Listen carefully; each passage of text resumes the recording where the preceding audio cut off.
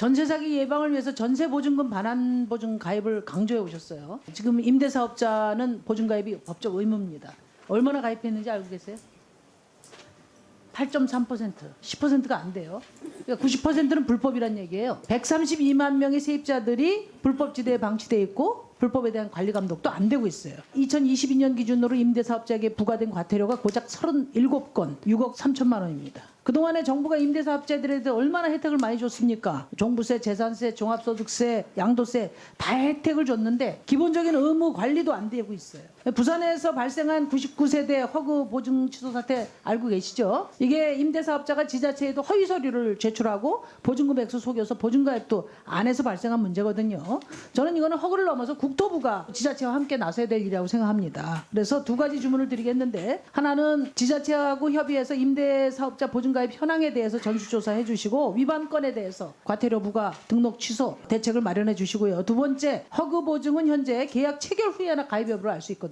그래서 체결 전에 해당 주택이 보증이 가능한지를 알아볼 수 있도록 제도를 마련해 주십시오. 그렇게 하시겠습니까? 네, 그렇게 하겠습니다. 네네. 깡통전세 전세사기 피해자 전국 대책위원장님, 안상미 위원장님, 전국의 전세사기 피해자 여러분들이 겪고 계신 고통에 대해서 참 어떤 위로를 드려야 될지 모르겠다는 말씀 먼저 드리고요. 피해 지원과 예방을 위한 입법 노력 또 정책적 노력을 잘 하도록 하겠습니다. 지금 특별법 제정 후 5개월이 지났는데 피해자분들에게 특별법이 좀 도움이 되고 있습니까? 지금 정부에서 발표하신 그 특별법 이용 현황에도 보면 아실 수 있듯이 중복 사용을 제외하면 그 사용 건수가 굉장히 미비합니다. 그 특별법에 어떤 점이 보완돼야 된다고 생각하십니까? 전체적으로 세세하게 나누면 건수 다 말씀을 드려야 되는데 가장 지금 이 자리에서 말씀드리고 싶은 거는 저 같은 경우도 2개월이 넘어서 이렇게 피해자 인정을 받았거든요. 어렵게 받은 결정이잖아요. 다 검토하셨으니까 그 사람이 피해자가 됐으면 그냥 요건을 다 삭제해 주셨으면 좋겠습니다. 소득이라든지 뭐 주택의 유형이라든지 뭐 여러 가지 등등의 요건 때문에 사용을 하지 못하고 있습니다. 요건 때문에 안 된다. 네. 두 번째. 피해자 결정 자체도 어려우신 분들이 지금 많고요. 뭐 사기성이라든지 이런 것들도 피해자가 다 지금 증명을 해야 되는 상황이기 때문에 그런 부분에 대해서도 좀 대체가 됐으면 좋겠고요. 네. 이 특별법이 솔직히 말씀드려가지고 이거 하려면은 전문가여야 됩니다. 이거 하려면은 제가 직접 제 집을 우선 매수하려고 해도 지식이 있어야 되고 뭐든 은행이든 법률이든 부동산이든 뭔가 제가 다 알아야 뭘 쓸 수 있습니다. 너무 피해자들에게 가혹합니다. 제대로 사용하려면 너무 어렵습니다. 또 어떤 걸 고쳐야 됩니까? 선구제가 들어가지 않으면 피해자들이 구제받지 못합니다. 특별법이 피해자들이 책임을 다 져야 되는 그 수준으로 가고 있잖아요. 그래서 저 보완될 때는 피해자들과 상의해서 선구제 청구를 포함한 방향으로 꼭 진행이 돼야 되고요. 그 안에 이제 지금 특별법에서 뭐 우선 매수권이든지 최우선 변제권이든지 이런 것들이 한계가 극명하거든요. 그 부분에 대해서도 같이 상의해서 좀 풀어가야 될 부분들이 많은 것 같습니다. 신탁 문제 같은 경우는 신탁이든 다가구든 외국인이든 피해자 결정만 받았지 지원을 받을 수 있는 게 아예 없는 사람들이 또 있거든요. 제정 당시에도 야당들이 모두 선구제 후회수를 주장을 했는데 정부하고 시각 차이가 있었어요. 정부는 사회적 재난이 아니라 개인 간 거래에 의한 피해다 이렇게 이제 보고 있거든요. 이건 절대 피해자 개인 입장은. 간의 거래가 아닙니다. 저희는 부동산 중개인을 통해서 거래를 했고 정부에서 주어지는 대출을 이용해서 거래를 했고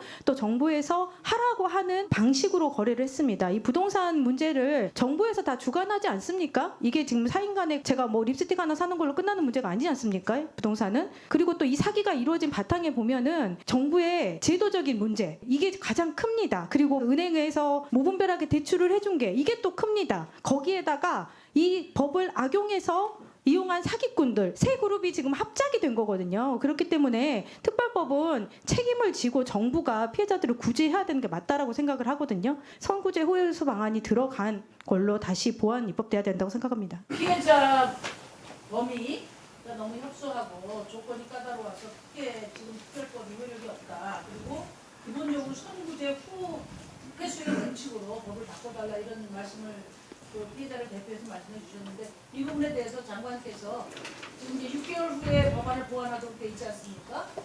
그러니까 지금 이제 시기가 됐어요. 그 장관께서 포괄적으로 입장을 좀 밝혀주시면. 그래서 우리 다가구에 대한 구제가 실효성이 좀 부족한 부분이라든지 아까 우리 특히 우리 맹성규 의원님께서 몇 가지 지적하신 부분들은 저희들이 공감하는 부분들도 좀 있습니다.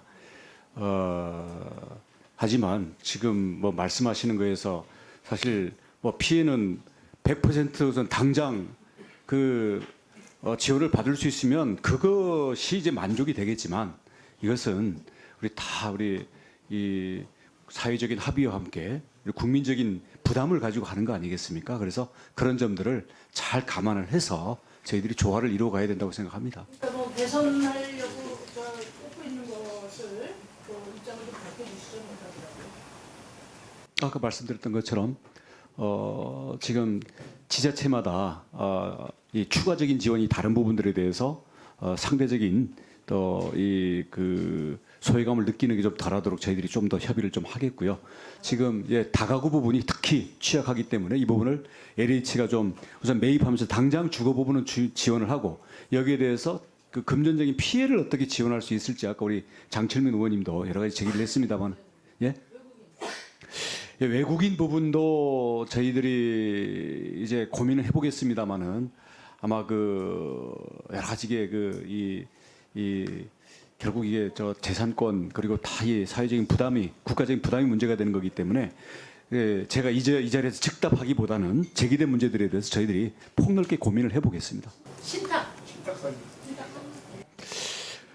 예, 이 부분도 워낙 법적인 형식은 그 신탁이라는 속에 이제 갇혀져 있기 때문에 저희들이 그 법적인 계약 형식 안에 들어가는 부분에 대해서 상당히 애로점은 있습니다만은 저희가 뭐 피해 유형이 다르다는 것 때문에 아예 배제돼서는 안 된다고 생각하기 때문에 그런 점들에 대해서는 가급적이면 그 구제에 있어서 형평성이 이루어질 수 있는 그런 방안을 저희들이 찾아보겠습니다. 안상미 참고인님 수고하셨습니다.